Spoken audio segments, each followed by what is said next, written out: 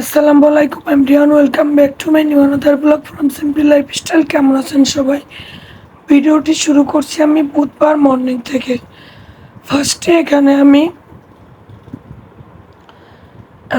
Fried rice তৈরি করে নিব। রাতের কিছু ভাত বেঁচে ছিল, সেটা দিয়ে একটা ডিম, রসুন কুচি, তারপরে দিয়েছিলাম পেঁয়াজ কুচি, দিয়েছিলাম রসুন কুচি আর একটু আদা কুচি দিয়ে এখানে আমি তেলে সুন্দরভাবে ভেজে তারপরে একটা ডিম দিয়ে দিলাম। বয়সের অবস্থা খুব বেশি ভালো না, প্রচণ্ড ঠান্ডা গরম, শরীরটা সবসময় ভিজা থাকে তো ঘামে। আর আমার একটু প্রবলেম আছে ঠান্ডা গরম লাগার। যাই হোক, এই ভয়েস ওভারটা গতকালকে করতে চেয়েছিলাম, তা সেটাও আমি আর করি নাই। ভেবেছিলাম যে হয়তো বয়সটা একটু ঠিক হোক তারপর করব। এখন দেখতেছি যে 2 দিনের বয়স এক হয়ে গিয়েছে, এর জন্য আমি ভয়েস ওভারটা করেই দিলাম, সেটা যেমনই হোক। তারপর তো পরিমাণ মতো লবণ দিয়ে আমি ভাতগুলো দিয়ে দিলাম, সামান্য পরিমাণ সয়া সস, তারপর টমেটো সস ব্যবহার করলাম এখানে। এখন চুলার আঁচটা হাই হিটে রেখে আমি খুব সুন্দরভাবে এটাকে ফ্রাই করে নিব। ভাতগুলো ভাজা ভাজা হবে, মচমচা, এবং খেতেও কিন্তু অনেক বেশি মজা হবে। এভাবে যদি আপনারা ফ্রাইড রাইস তৈরি করেন তাহলে আপনাদের কষ্ট করে আর রেস্টুরেন্টে যেয়ে অনেক চড়া দামে ফ্রাইড রাইসটা খেতে হবে না। তবে এখানে পোলার চাল ব্যবহার করতে পারেন, যে কোনো চাল, চিংড়ি মাছ, মাংস, যে কোনো কিছু ব্যবহার করতে পারেন। এটা তো আমার রাতে ভাত বেঁচে ছিল, ফ্রোজেন করে রাখছিলাম, তা ভাবলাম যে তাহলে এটা দিয়ে আমার বাবাকে আমি খেতে দিয়ে দিই। তারপরে যে এখানে দেখেন আমি 2 কাপ চা তৈরি করে নিয়েছি। ফ্রাইড রাইসটা আমি সুন্দরভাবে উপরে একটু সস দিয়ে পরিবেশন করে নিলাম। এটা খাওয়া শেষ করার পরে দুপুরে রান্নায় চলে আসলাম। দুপুরে বেশি কিছু রান্না করব না, যেহেতু মাছের একটা তরকারি রয়েছে, এই জন্য শুধু একটু টক রান্না করব। তার জন্য পেঁয়াজ, কাঁচামরিচ, লবণ, হলুদ, একটুখানি জিরা গুঁড়া সব কিছু দিয়ে আমি এখন মশলাটা খুব সুন্দরভাবে কষিয়ে নিব। মশলাটা খুব সুন্দরভাবে কষানো হয়ে গেলে তারপর কিন্তু আমি এর ভিতরে ঝোলের পানি দিয়ে দিব। একটা তরকারি রান্না ভালো হবে না খারাপ হবে সেটা ডিপেন্ড করে সম্পূর্ণ মশলা কষানোর উপর। তারপরে যে আমি এখানে 2 কাপ পরিমাণ পানি দিয়ে দিয়েছি। এদিকে আলু, বেগুন, আমগুলো আমি কেটে রেখেছি। এই তরকারিটা কিন্তু অনেক বেশি মজা, টক। তবে কিছু ছোট চিংড়ি দিলে কিংবা অন্য কোনো মাছ দিলে ভালো হতো, বাট আমি এটা নিরামিষই রান্না করেছি। টকের তরকারি সেটা যেভাবে হোক সেভাবেই রান্না করে খাওয়া যায়। এদিকে দেখেন আমার তরকারিটিতে বলক চলে আসছে। এখন কিন্তু আমি এখানে প্রথমে আলু বেগুনটা দিয়ে দিব। আলুটা যখন 80%-এর মতো কুক হয়ে যাবে তখন কিন্তু আমগুলো দিতে হবে। আগে যদি আপনি টকটা দিয়ে দেন তাহলে আলু বেগুনটা কিন্তু আর সিদ্ধ হবে না, কাঁচা মতো থেকে যাবে, খেতে ভালো লাগবে না। যাই হোক, আজকে ভয়েসটা আপনাদের একটু বুঝতে প্রবলেম হবে, তারপরেও কিছু করার নাই, এত ভিডিও পেন্ডিং রাখা যাবে না। আমি 2 দিন থেকে আমি বড় ভিডিও আপলোড করি না, শুধু শর্টস ভিডিও আপলোড করছি। তারপর আমি এখানে আমগুলো দিয়ে দিলাম। আমটা দিয়ে আমি 10 মিনিটের মতো জাল করে দেন কিন্তু তরকারিটা নামিয়ে নিব। এরকম একটু ঝোল ঝোল রাখতে হবে, পাতলা করে। এভাবে ঝোল ঝোল রেখে টকের তরকারি রান্না করলে কিন্তু তরকারিটা খেতে কিন্তু দারুণ লাগে।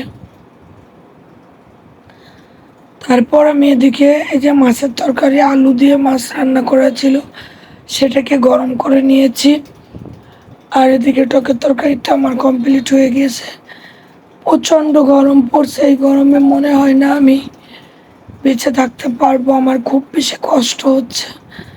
তারপর সন্ধ্যায় 1 গ্লাস শরবত করেছিলাম প্রথমে, আর পাউরুটি ছিল, সেটা একটু জেলি লাগিয়ে আমার বাবাটাকে খেতে দিয়ে দিলাম। এই গরমে কোনো নাস্তা বানাতে কি কোনো কিছু করতে ভালো লাগে না।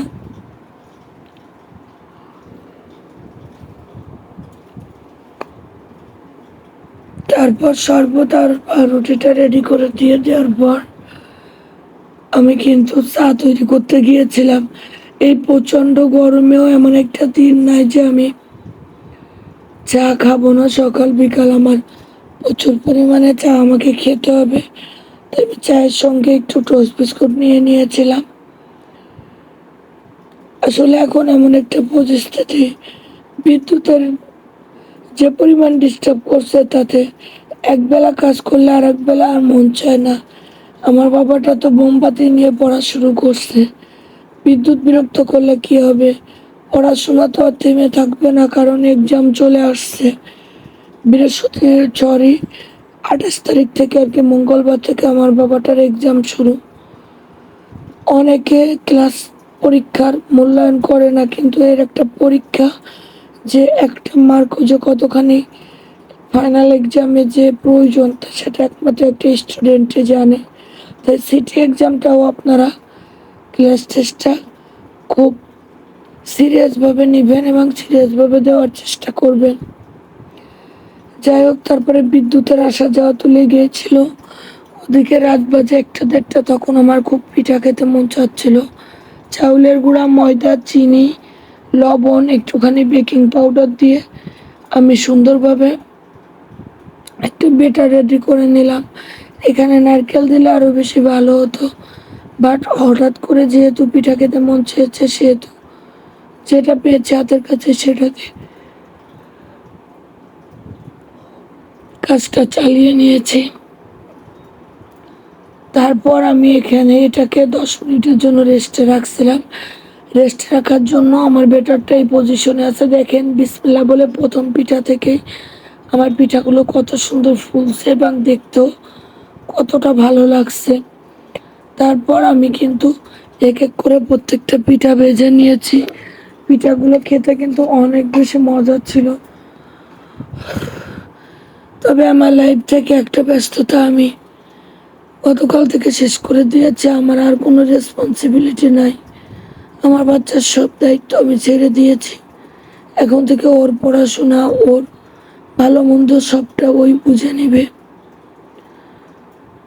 কারণ অনেকটা বছরই তো দৌড়ালাম। আজ